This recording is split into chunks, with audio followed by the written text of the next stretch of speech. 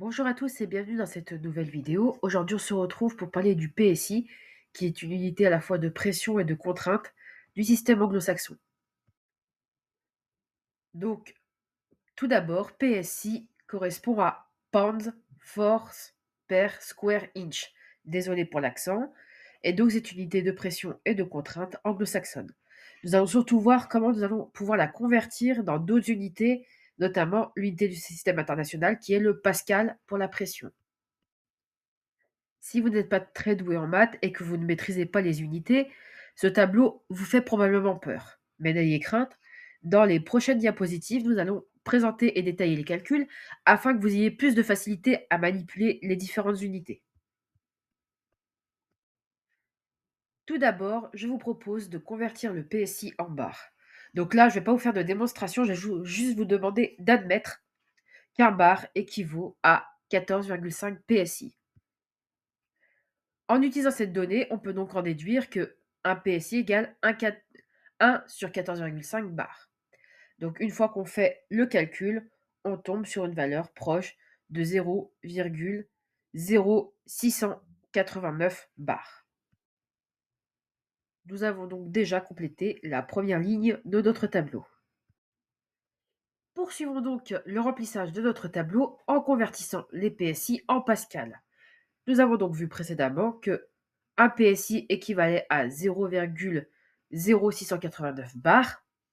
Il est à savoir que un bar est égal 10 puissance 5 pascal ou 100 000 pascal. Et de fait, un PSI va être, on va reprendre les mêmes formules, un PSI va être égal à 10 puissance 5 ou 100 000 divisé par 14,5. On peut aussi utiliser la valeur en bar et le multiplier par 10 puissance 5 ou 100 000, ce qui nous donne dans tous les cas 68, excusez-moi, 6896,55 bars. Alors avec quelques approximations, je pense que dans le tableau, j'ai mis une valeur qui était peut-être différente.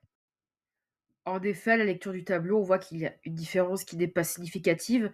C'est surtout lié au fait qu'on a utilisé des arrondis qui ne sont pas forcément les mêmes à chaque fois qu'on fait le calcul. Mais notez tout de même que l'ordre de grandeur reste la même, autour de 6800. 6800 pascal. Rappelons au passage que le pascal est l'unité internationale pour la pression. Poursuivons maintenant le remplissage de ce tableau avec la troisième ligne, où l'on va convertir des PSI en atmosphère, dit ATM. Il faut savoir, on va rappeler les équivalences précédentes, que un PSI est équivaut à 0,0689 bar. À savoir également qu'un ATM est égal à 1,013 bar, je vous fais grâce des 25, ou, pour avoir un chiffre plus précis, 101,325 pascal.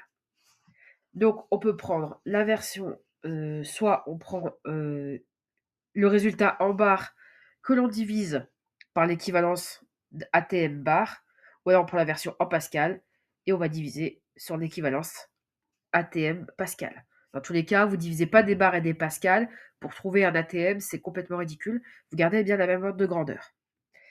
Donc, moi, j'ai fait le choix de prendre les unités en équivalence bar. Donc, j'ai pris 0,0689 divisé par donc l'équivalence en pascal, l'équivalence en bar, pardon. Finalement, c'est moi qui dis des bêtises, qui est à 1,01325. Là, j'ai gardé les 25 pour avoir plus de précision, sachant que vous auriez eu cette même précision si vous avez utilisé des pascals, vu que vous aviez les 25 en unité. Donc, ce qui nous fait, une fois qu'on a posé le calcul, enfin qu'on a tapé la calculatrice, un PSI qui est équivaut à 0,7999, 7000, oh, ça, 0,6799, sachant qu'il y a plusieurs 9 d'affilée, donc on peut arrondir à 0,68. C'est d'ailleurs ce que j'ai fait dans le tableau. Finalement, on avance plutôt bien dans notre tableau, vu qu'on est déjà à la troisième. Donc là, oui, j'avais bien fait l'arrondi. Un PSI égale 0,068. N'oubliez pas le 0 pile après la virgule, sinon on n'est plus dans le même ordre de grandeur. On va s'attaquer du coup à la dernière ligne de ce tableau.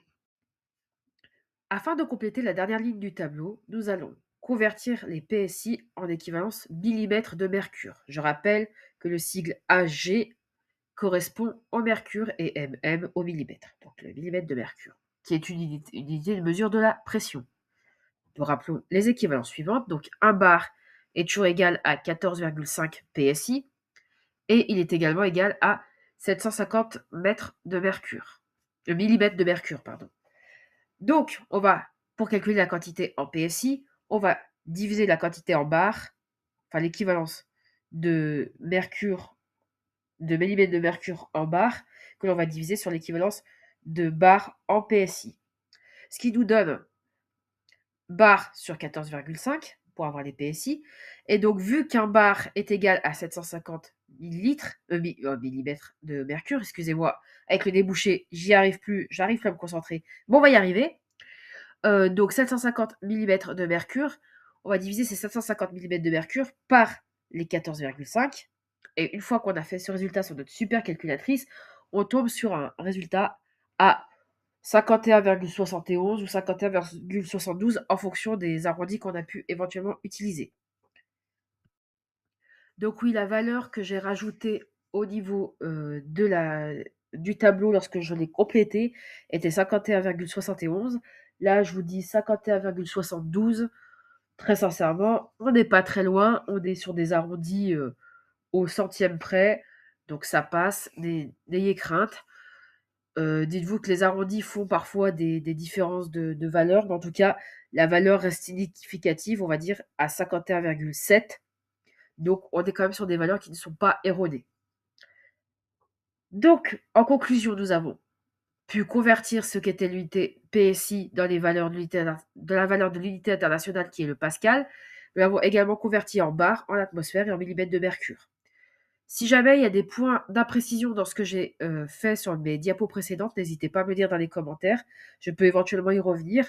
Alors, je précise que je ne suis pas très mateuse, mais je pense quand même avoir fait des calculs qui sont assez compréhensibles, même si parfois je peux sauter des étapes. Mais dans tous les cas, ce ne sont pas des calculs qui sont très compliqués. On est sur des rapports de division et de multiplication.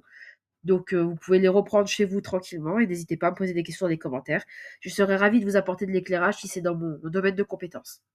Sur ce, j'espère que cette vidéo vous aura apporté un éclairage nouveau sur l'unité du PSI et j'espère que cette vidéo vous aura plu et je vous dis à très bientôt pour de nouvelles vidéos.